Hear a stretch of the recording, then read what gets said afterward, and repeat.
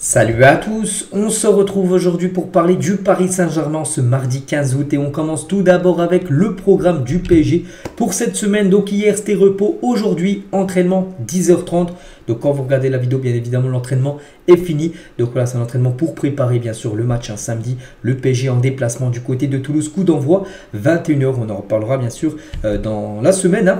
Mais on continue cet épisode, on va parler du gros feuilleton Neymar et Neymar du côté de Al Hilal. Here we go, c'est le slogan, vous savez, de Fabrizio Romano. Et quand il dit ça, le joueur est transféré, ce qui veut dire que Neymar, 6 ans après avoir rejoint le Paris Saint-Germain, il va quitter cette équipe du PSG sur ce mercato 2023. Donc le transfert pourrait monter à 100 millions d'euros, bonus inclus. Voilà ce que pourrait récupérer comme le PSG, c'est 90 millions d'euros plus 10 millions de bonus, enfin ce qui se dit actuellement. Donc contrat de 2 ans, la visite médicale qui a été passée hier a été réussie, passée avec succès par Neymar. Donc normalement aujourd'hui ça devrait être officiel, le PSG devrait annoncer le départ d'un joueur qui devrait être Neymar, qui devrait aller du côté de l'Arabie Saoudite et vend Neymar à 90 millions d'euros. Donc d'après un connaisseur du marché, des transferts, tout ça, il a dit c'est un cadeau tombé du ciel pour le PSG. Pour les Saoudiens, Neymar fait toujours partie des meilleurs joueurs du monde. Ce n'est absolument pas un problème de dépenser autant d'argent sur lui. Il voit même ça comme une belle affaire de le recruter pour 90 millions d'euros. Mais pour le PSG, bien sûr, c'est une très belle somme. Je me souviens, il y a à peu près 1 ou 2 semaines, on parlait d'un Neymar aux alentours des 60 millions d'euros. Là, il pourrait être vendu 90, peut-être 100 avec les bonus inclus. Donc bien sûr, voilà, pour un connaisseur du marché, tout ça, il dit qu'il est vendu à très bon prix, Neymar. Donc parfait, bien sûr, vu que le PSG avait investi quand même très très cher sur Neymar. C'est vrai que dès qu'ils ont vu l'offre de Al Hilal de 90 millions d'euros minimum, sans les bonus, le PSG a accepté directement, bien sûr, de vendre Neymar du côté de cette équipe, parce que voilà, ils vont récupérer une belle somme d'argent, une belle enveloppe d'argent. Il y aura aussi son énorme salaire qui ne sera plus un souci pour le PSG, parce qu'on sait que depuis quelques années, c'est un gros souci. Les salaires, la saison dernière, sur Messi, Neymar et Mbappé, bon, il restera toujours celui d'Mbappé, mais concernant Messi et Neymar, c'est fini, il n'y aura plus ces gros salaires à payer, et ça, bien sûr, pour le fair play financier, pour les caisses du club, c'est très bienvenu, on peut dire. Et Neymar, donc, qui touchait déjà un gros salaire, on sait du côté du PSG, mais il touchera bien évidemment beaucoup plus là-bas en Arabie Saoudite.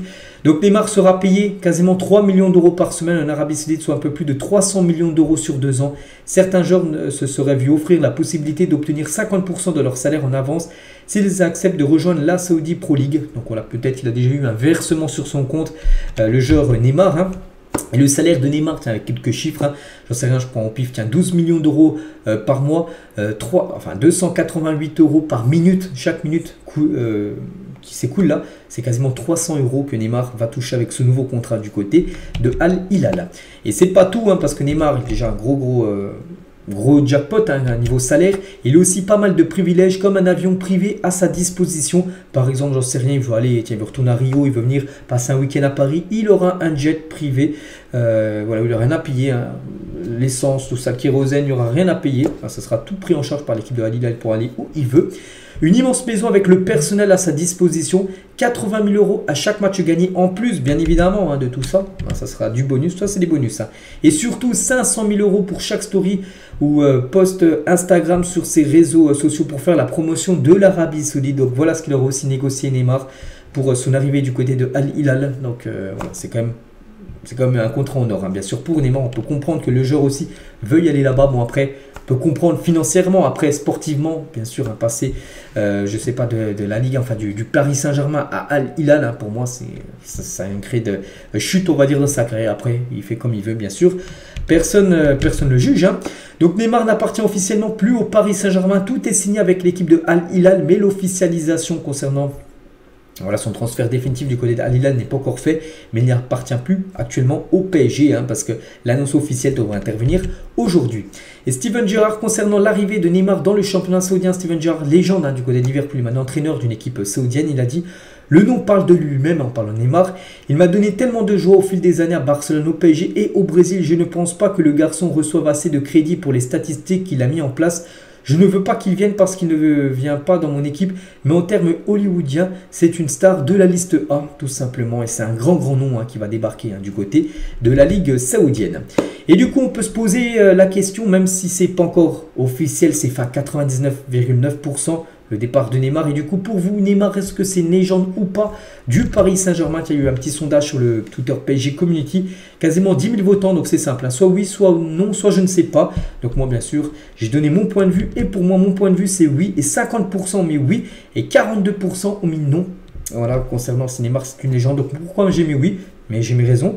Donc pourquoi? Parce que déjà, il a passé 6 ans au club. Donc voilà, il n'est pas resté seulement un an du côté de Paris. Puis voilà, non, il est resté quand même 6 ans au club. Il a des statistiques quand même pas mal. C'est vrai qu'il a loupé beaucoup de matchs à cause de blessures, mais il a quand même des très belles statistiques, hein. Je crois qu'il a été plus décisif que de matchs joués. Son cumul bien sûr but plus passe D.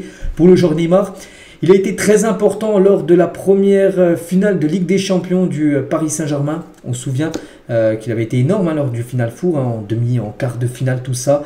Il avait été très important malgré la finale perdue. Regardez, c'était ce Neymar qui était en mission, hein, tout simplement. Il était à 2 doigts d'offrir la première Ligue des Champions à Paris. La première fois que le PSG a atteint la finale Ligue des Champions, c'est parce qu'il y avait un grand Neymar. Donc pour moi, oui, il faut le considérer en tant que légende, bien évidemment, du Paris Saint-Germain. Neymar. Si tu mets un joueur, je sais pas, comme Zlatan Ibrahimovic, comme Cavani, tu es obligé de mettre Neymar. Dans Pauletta, voilà, tu es obligé de mettre Neymar tout simplement en légende aussi du PSG. Donc je trouve ça un peu à 42%, je trouve ça quand même un peu abusé, qu'autant de personnes ont mis que Neymar n'était pas une légende de l'équipe parisienne. Après, bien sûr, hein, chacun a son point de vue. Et le dernier like de Neymar sur Instagram, donc l'été dernier, Kylian Mbappé a clairement fait savoir au PSG qu'il n'y avait plus de place pour lui et Neymar dans la même équipe, hein. Par coïncidence, le jour où Neymar a été pratiquement annoncé du côté de Al Hilal, donc Mbappé est revenu à l'entraînement super content. Donc en gros, c'est quelqu'un qui a mis ça sur son compte Instagram et on peut voir aimé par Neymar JR, le vrai compte officiel de Neymar. Donc en gros, il disait qu'il savait, hein, il avait appris que Mbappé avait demandé à la direction l'été dernier que c'était soit Mbappé restait, soit Neymar quittait le club, hein. Voilà, Mbappé en gros peut-être plus béléré, on peut dire, Neymar, et c'est pour ça en gros que Neymar du coup va quitter le club, hein, peut-être à cause de Kylian Mbappé, parce que regardez, Mbappé Neymar va quitter le club et Mbappé lui revient à l'entraînement, tout ça. Donc voilà, la situation entre les deux, on peut voir qu'on a l'impression que ça se passait plutôt bien, mais voilà, il y a plutôt un froid entre les deux stars parisiennes. Et du coup, après le départ de Messi, le départ de Neymar, ça fait quand même 2 joueurs de la MNM qui vont quitter le club.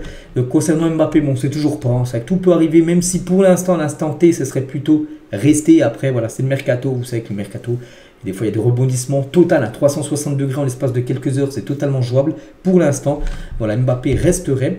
Donc voilà, concernant ces 3, on va revenir là sur Mbappé là dans quelques instants. Mais on va parler aussi d'autres départs, parce qu'on parlait dessus de départ de Neymar.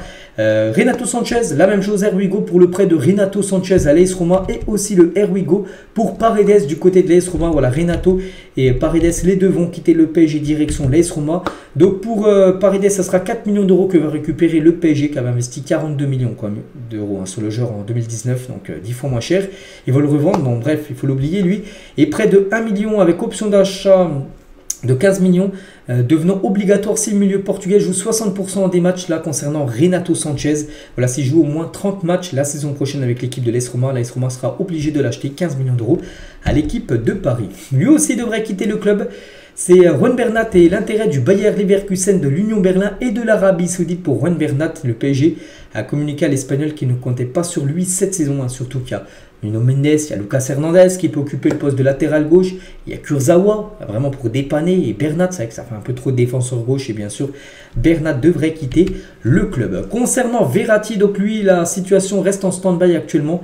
L'Italien a reçu des marques d'intérêt de plusieurs clubs et il est encore en réflexion, mais Paris attend toujours des offres concrètes pour pouvoir avancer sur un éventuel transfert. Donc je pense qu'il devrait bien aller aussi signer du côté de Al Hilal, parce que le club saoudien fait déjà le dossier Neymar. Dès que ça sera officiel, ils vont se concentrer après sur le dossier Marco Verratti. Concernant Hugo Ekitike, donc là on parle que de joueurs qui pourraient quitter le club, hein. Vous avez vu, tous ces joueurs-là, parce que le PSG doit vendre, hein, bien sûr. Hugo Ekitike doit aussi peut-être faire ses bagages, hein, réfléchit maintenant à un départ. Il intéresse plusieurs clubs comme l'AC Milan, Everton et Francfort. Il n'y a aucun accord avec Hugo Ekitike ou le PSG pour l'instant. Mais voilà, c'est un joueur aussi qui pourrait quitter le club, et peut-être même pour lui, hein, parce qu'avec l'arrivée de Gonzalo Ramos, peut-être celle aussi de Kolo Muani à Paris. Donc pour lui, ça sent le temps de jeu très restreint, on peut dire. Et voilà, peut-être le mieux pour lui, c'est un départ. Pourquoi pas, tiens, Francfort, si Kolo Muani quitte le club et vient à PSG, bah, pourquoi pas envoyer Hugo Ekitike dans cette équipe. Aussi Gassama, jeune joueur, des jeunes, hein. Donc ailier gauche de 19 ans a quitté le PSG pour s'engager à Sheffield Wednesday, paraphant un contrat de 3 ans plus une année option contre 1 million d'euros plus 20% de bonus. Donc voilà, ce joueur aussi quitte la catégorie U19 du PSG pour aller du côté de l'Angleterre. Concernant Kylian Mbappé, confirmation du côté de l'Espagne que Mbappé ne rejoindra pas le Real Madrid cet été. Donc en gros, il y a de fortes chances que Mbappé reste du côté du PSG parce qu'on savait ce qu'il était. Le PSG, c'était pour aller du côté du Real. Et à Madrid, on dit en gros que Mbappé devrait pas aller à Madrid, donc il devrait rester au PSG. Donc Kepa Arrizabalaga était la dernière recrue du mercato du Real Madrid. Le club madrilène n'envisage plus aucune signature. Ils viendront chercher Kylian Mbappé l'été 2024, mais pas sur ce mercato 2023. Et actuellement, le climat est désormais plus apaisé entre Mbappé et le PSG. Les deux parties cherchent maintenant à élaborer un contrat gagnant-gagnant, que ce soit pour Mbappé et aussi bien sûr pour le club parisien. Donc le retour de Kylian dans l'effectif du PSG ne serait pas lié à une prolongation lors des discussions avec le club. Il n'y aurait pas eu la moindre évolution quant à la position du joueur sur la levée de l'option de prolongation d'une année de plus, ce qui n'empêchera pas le club de tenter à nouveau de prolonger. Ils vont essayer bien sûr le PSG, ne va pas lâcher le dernier mot, ils vont réessayer de prolonger Kylian Mbappé, mais pour l'instant, c'est pas à l'ordre du jour. Donc pourquoi ça s'est apaisé alors que Mbappé ne veut pas prolonger? C'est parce que le PSG en gros verrait d'un très bon œil si Mbappé renonce à son bonus de fidélité. Même s'il ne prolonge pas son contrat, ça là mettrait le club dans une situation moins préjudiciable financièrement parce que Mbappé, il a pas mal de primes à toucher de la part du PSG, des primes de fidélité. Et s'il refusait de renoncer à toucher ces primes de fidélité, en gros pour le PSG, c'est peut-être à cause de ça en gros. Et grâce à ça que Mbappé a pu réintégrer le groupe pro parce que voilà, il refuse de l'argent en gros que le PSG lui devait, la prime de fidélité. Il renonce à tout ça. Donc c'est peut-être pour ça qu'il a été réintégré au groupe Kylian Mbappé. Toujours niveau mercato cette fois-ci, donc côte arrivée cette fois-ci. Donc le PSG vise Ibrahim Sangaré pour renforcer son milieu de terrain. Le joueur dispose d'une clause libératoire de 37 millions d'euros. Les discussions sont en cours avec l'international ivoirien. Donc lui c'est plus un joueur pour remplacer Verratti. On a parlé de Verratti s'il venait à quitter le club, on a trouvé son remplaçant. Et Sangaré serait une option très crédible du côté de Paris. Concernant Neymar, donc Neymar va quitter le club, on le sait, il faut trouver son remplaçant et ça pourrait être lui. Donc le PSG réfléchit à Federico Chiesa, il pourrait bientôt passer à l'attaque. La Juve attend au moins 50 millions d'euros. Il pourrait être l'un des remplaçants intéressants de Neymar parce qu'il faudrait du coup un joueur créatif. Voilà, parce que le PSG n'en a pas beaucoup de joueurs créatifs actuellement avec le départ de Neymar. Et voilà, Chiesa pourrait être une option. Il y avait aussi des cibles comme Bernardo et comme Gavi. Donc Gavi a été sondé et très apprécié par Luis Enrique, mais ça ne se fera pas parce qu'il ne quittera pas le Barça. Et concernant Bernardo Silva, qui aurait été le joueur parfait pour remplacer Neymar, donc les chances d'arrivée sont quasiment nulles parce qu'il devrait même prolonger l'aventure du côté de Manchester City. Donc voilà, le PSG était bien intéressé par ces deux-là, mais en gros les deux clubs, Barça et City, ne veulent pas lâcher les deux joueurs. Donc là, ça semble compliqué. C'est pour ça que Chiesa peut être une alternative, on peut dire un plan C, voilà, par rapport aux deux échecs de ces deux joueurs-là. Concernant Warren Zaïre-Emery, donc discussion entamée pour une prolongation de contrat du jeune Warren Zaïre-Emery. Le PSG veut le blinder. Le milieu de terrain fait l'unanimité. Les dirigeants aux supporters en passant par Luis Enrique, vraiment tout le monde est content, satisfait. Jeune joueur de seulement 17 ans et il devrait prolonger l'aventure du côté de Paris. Et on finit et on revient sur la question que je l'ai posée tout à l'heure. J'ai donné mon point de vue. Mais pour vous, qu'est-ce que vous en pensez? Est-ce que pour vous, Neymar, c'est une légende du Paris Saint-Germain? Oui, non? N'hésitez pas à mettre en commentaire, bien sûr, pour ceux qui veulent. Et pour ceux qui veulent détailler aussi pourquoi c'est oui ou non une légende du côté de Paris. Donc moi, je vous ai dit que moi, c'était pour oui. Je donnais raison tout à l'heure. Donc j'aimerais bien maintenant avoir votre point de vue par rapport à ça. Donc voilà ce qu'il y a à dire aujourd'hui. J'espère que ça vous a plu. On se retrouve demain, mercredi, pour le prochain numéro. À demain!